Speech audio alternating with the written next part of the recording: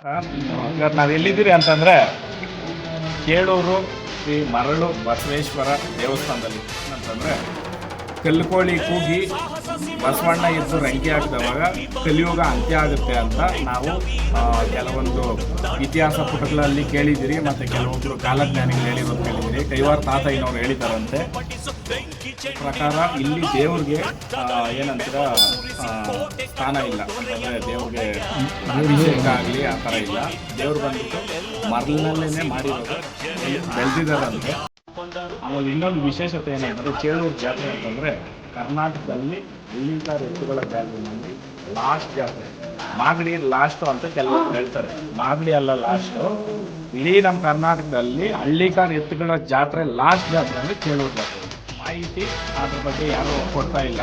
ಏನು ಹೇಳ್ತೀನಿ ಅಂತಂದರೆ ರಾಜಕಾರಣಿಗಳಿರ್ಬೋದು, ಕೆಲವೊಂದು ಉದ್ಯಮಿಗಳಿರ್ಬೋದು, ಇಲ್ಲಿಂದ ಬೆಳೆದಿರ್ತಕ್ಕಂಥ ಕೆಲವೊಬ್ಬರು ನಮ್ಮೂರಿನ ಇತಿಹಾಸನ ನಾವೇ ಹೇಳೋಕ್ಕೆ ನಾಚಿಕೆ ಪಡ್ಕೊಂಡ್ಮೇಲೆ ನಾವು ಈ ಊರಲ್ಲಿ ಹುಟ್ಟಿರೋದನ್ನೇ ವ್ಯರ್ಥ. ಯಾಕೆ ಮಾತು ಹೇಳ್ತೀನಿ ಅಂತಂದರೆ ಇವತ್ತು ನಾನು ಒರ್ತೂರು ಸಂತೋಷ ಅಂತ ಹೇಳ್ಕೊಳ್ಬೇಕಾದ್ರೆ ಒರ್ತೂರು ಅಂತ ಬರಬೇಕಾದ್ರೆ ನಾನು ಆ ಪುಣ್ಯ ಭೂಮಿನಲ್ಲಿ ಹುಟ್ಟಿದ್ದೀನಿ, ಅದಕ್ಕೆ ನಾನು ಏನಾದರೂ ಮಾಡಬೇಕು. ಕೆಲವೊಂದು ಷಡ್ಯಂತ್ರಗಳಿಂದ ಕೆಲವೊಂದು ಜಿಲ್ಲೆಗಳು ಕೆಲವೊಂದು ಊರುಗಳು ಮೂಲೆ ಆಗ್ತವೆ. ಬಟ್ ನಾವು ಯೂಸಿದ್ದೀರಲ್ಲ, ನಾವು ಅದನ್ನು ಎತ್ತಿದ್ದೀವಿ.